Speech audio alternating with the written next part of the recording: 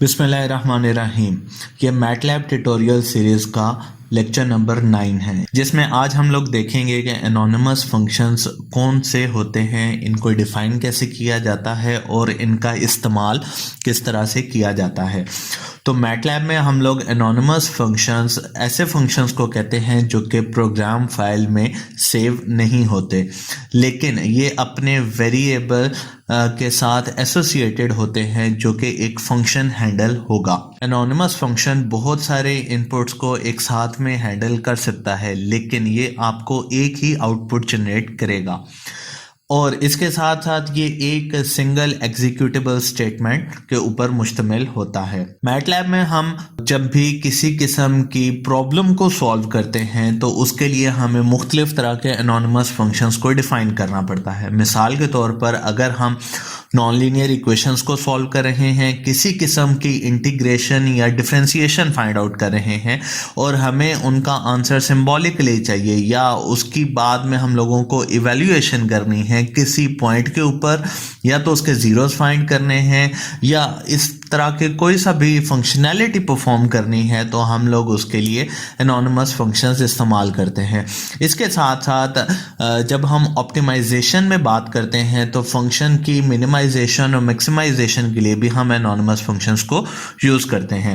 अब बात करें अगर डिफरेंशियल इक्वेशंस की, तो चाहे वो ओडीज हैं या वो पीडीईज हैं, यानी कि ऑर्डिनरी डिफरेंशियल इक्वेशन और पार्शियल डिफरेंशियल इक्वेशंस, जब हमें उन्हें भी सॉल्व करना है तो हम मुख्तलिफ तरह के एनोनिमस फंक्शंस को डिफाइन करते हैं।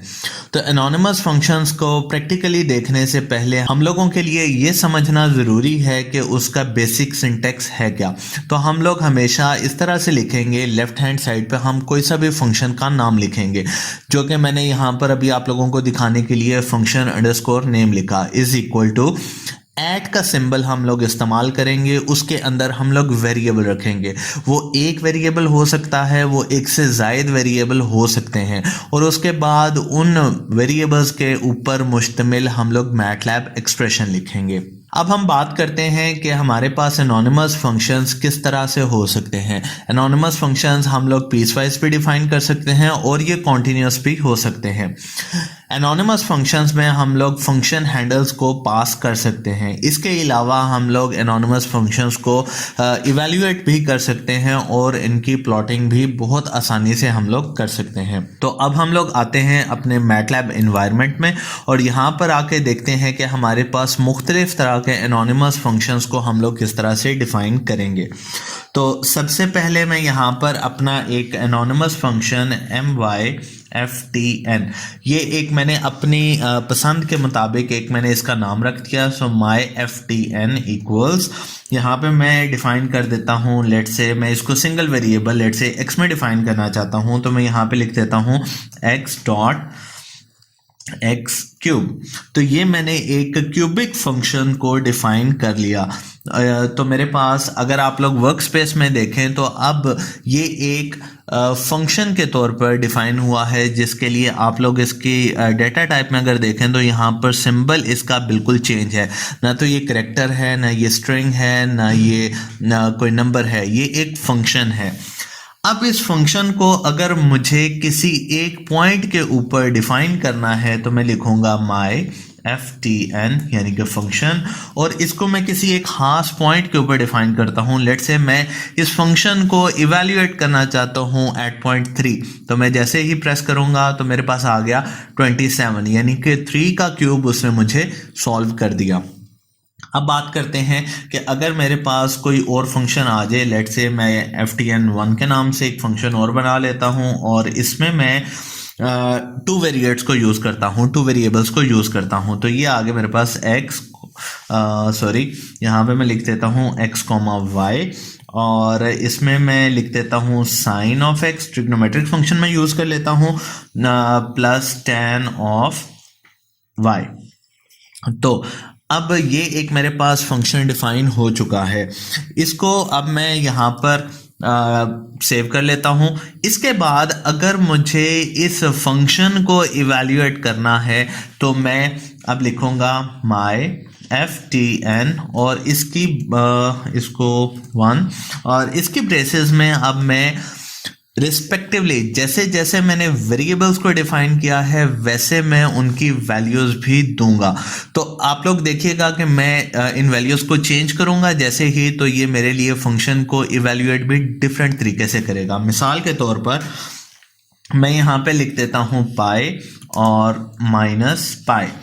तो अब चूंकि x पहले है तो साइन ऑफ पाई इवेल्युएट होगा, tan ऑफ y है तो tan ऑफ माइनस पाई बाद में इवेल्युएट होगा और दोनों का फिर एडिशन आएगा। तो मेरे पास उसने ये वैल्यू दे दी। लेकिन अगर मैं यहाँ पर अब इन वैल्यूज को चेंज कर देता हूँ और माइनस पाई को पहले लिखता हूँ, so answer will be different. वो बिल्कुल ही उसने चेंज कर दिया।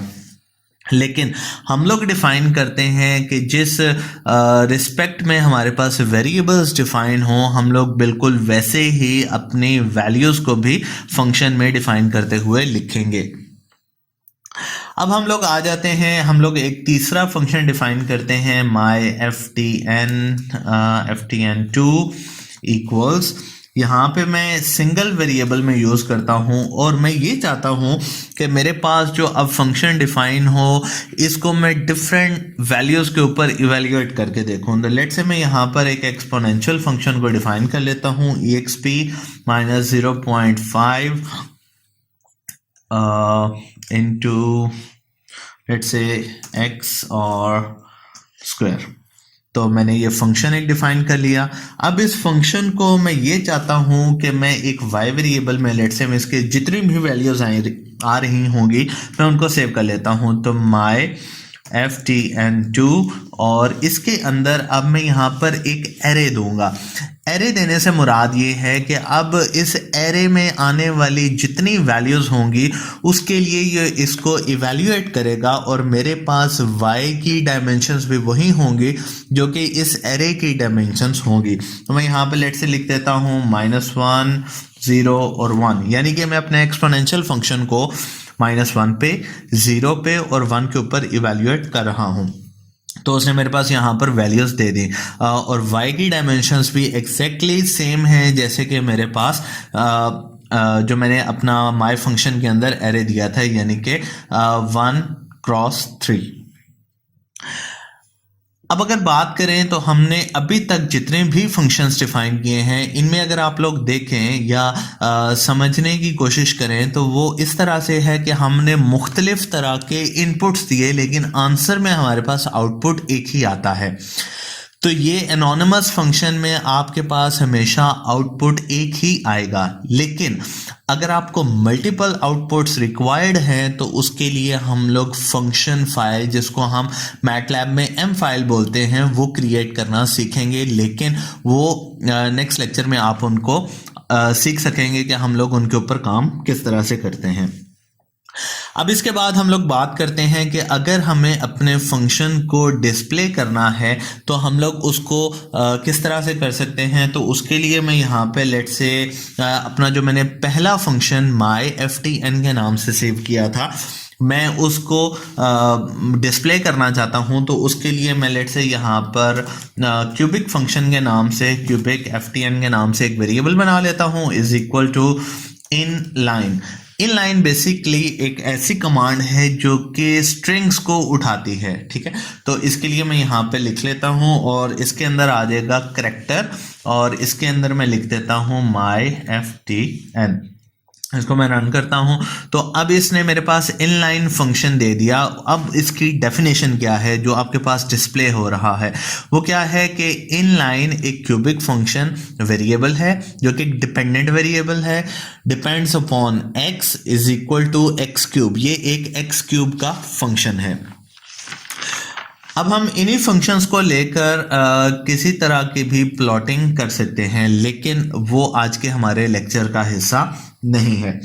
इसके बाद हम लोग बात करते हैं कि अगर हमारे पास मुख्तलिफ वैल्यूज़ जो कि कॉन्स्टेंट्स हैं, अगर उनमें हम लोग अपना फंक्शन डिफाइन करें तो उसको हम लोग किस तरह से कर सकते हैं। तो सबसे पहले मैं यहाँ पर कुछ कॉन्स्टेंट्स डिफाइन कर लेता हूँ। जैसे कि हम लोगों के पास पॉलिनोमियल्स में या क्वाड्रेटिक इक्वेशन लेट से होती है तो उसमें हमारे पास जो भी वेरिएबल्स की पावर आ रही होती हैं उनके कुछ कोफिशिएंट्स होते हैं। तो लेट से मैं यहाँ पर a इज इक्वल 1 और b is equal to -4 and c is equal to let's say 6 कर लेते हैं। तो मैं इसको सेव कर लेता हूँ और इसके बाद मैं यहाँ पर एक नया फंक्शन myFTN3 के नाम से बना लेता हूँ और इसमें मैं सिंगल फंक्शन सिंगल वेरिएबल में रखना चाहूँगा। तो ये आ गया a इंटू एक्स पावर, इसको मैं लेट से स्क्वायर कर लेता हूँ और इसके बाद plus b dot into x और प्लस c। तो ये एक सेकंड डिग्री पॉलिनोमियल मैं इसको डिफाइन करने जा रहा हूँ। अब ये a, b और c की जो वैल्यूज मैंने पहले डिफाइन किए हुए हैं उसके मुताबिक ये अपने फंक्शन को डिफाइन कर लेगा।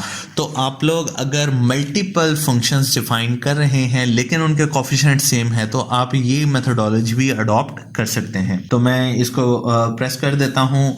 अब मेरे पास यहाँ पर कुछ वैल्यूज सेव हो चुकी हैं। इस फंक्शन को हम लोगों ने इस तरह से डिफाइन कर लिया, लेकिन अब मैं ये चाहता हूं कि मैं इस फंक्शन को किसी एक खास पॉइंट के ऊपर इवैल्यूएट करूं। तो उसके लिए मैं feval की कमांड को यूज करूंगा और इसको मैं लेट से eval के नाम से वेरिएबल में सेव कर लेता हूं। तो eval में मैंने इसको सेव कर लिया और इसके अंदर मैं लिख देता हूं feval और इसके अंदर मैं लिख देता हूं myFTN3 और कोई एक खास पॉइंट या सीरीज ऑफ पॉइंट्स। तो लेट्स से यहाँ पे मैं लिख लेता हूँ -3। तो -3 का क्या मतलब है कि अब हमारे पास जो ऊपर वाला फंक्शन है अगर मैं उसमें a, b और c की वैल्यूज भी डाल दूं तो ये मेरे पास बनता है x² -4x + 6। तो उसको मैं x में अब -3 की वैल्यू पुट कर रहा हूँ तो यहाँ पर मेरे पास आंसर आ गया 27। इसी तरह से अगर मैं यहाँ पर डिफरेंट पॉइंट्स लिखता हूँ, लेट्स से मैं यहाँ पर 0 से 4 तक डिफरेंट पॉइंट्स के ऊपर मैं इसको इवैल्यूएट करना चाहता हूं, तो अब उसे मुझे यहाँ पर भी डिफरेंट वैल्यूज जनरेट करके दे दी।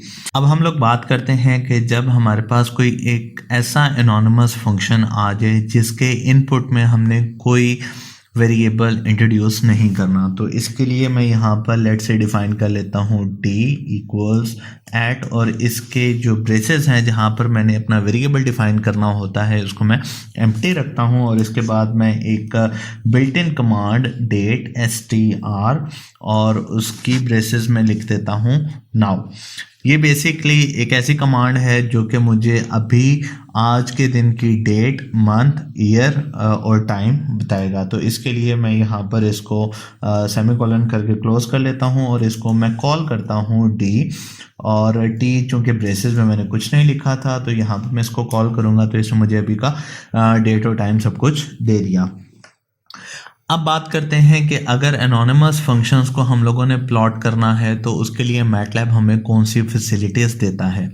मैटलैब में अगर हम लोगों ने एनोनिमस फंक्शंस को प्लॉट करना है तो इसके लिए 2 कमांड्स यूज़ होती हैं।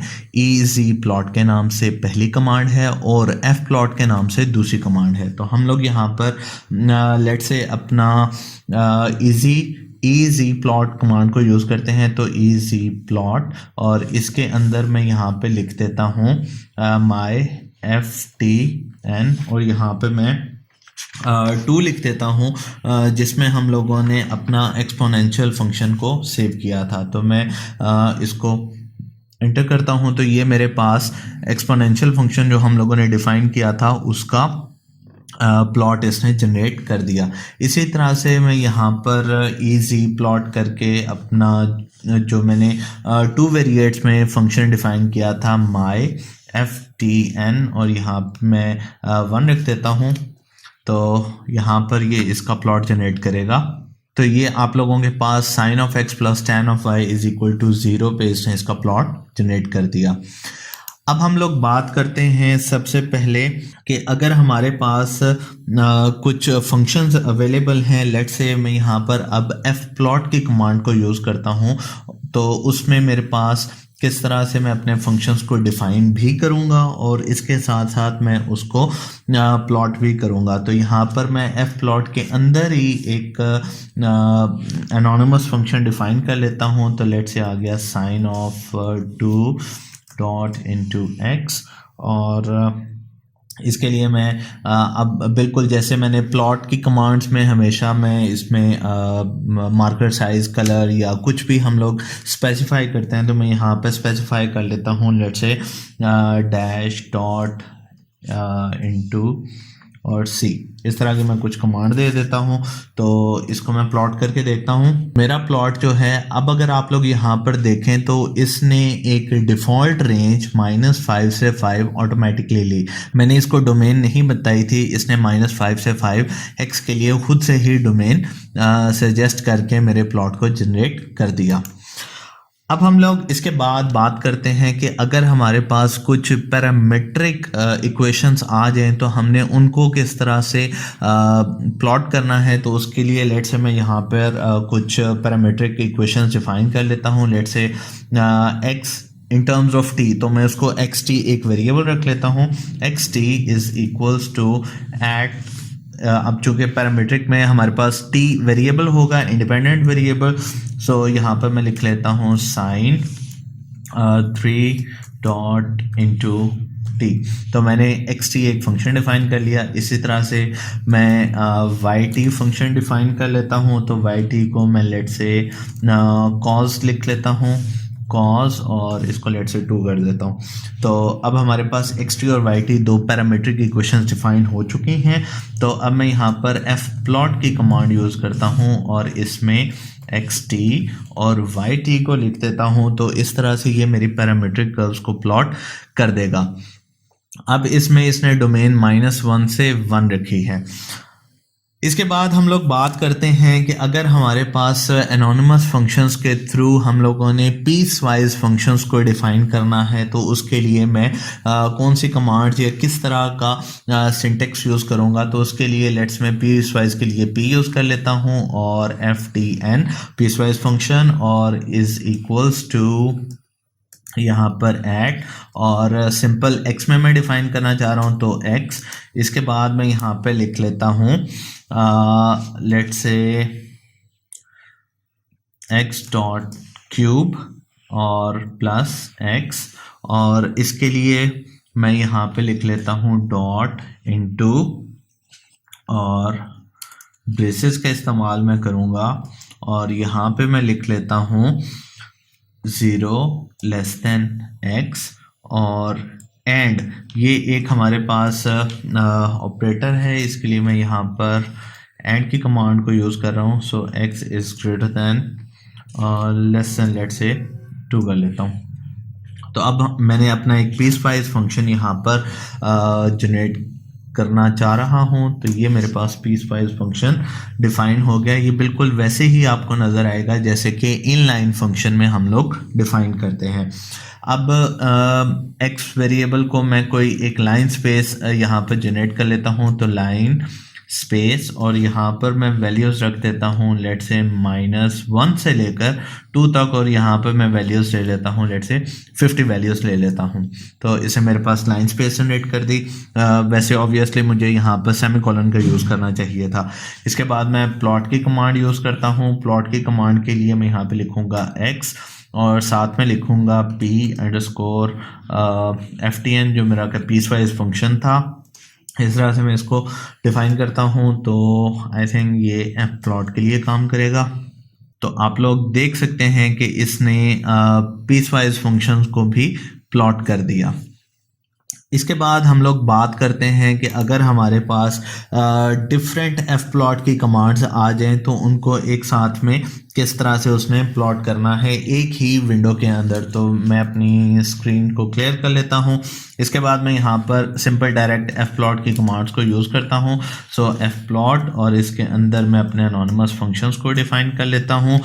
सो एनोनिमस फंक्शन EXP, और साथ में मैं यहाँ पर लिख लेता हूँ 2 × x, और अब यहाँ पर मैं इनकी रेंज को डिफाइन करता हूँ, डोमेन और रेंज, डोमेन सॉरी। तो यहाँ पे -3 और अप टू 0।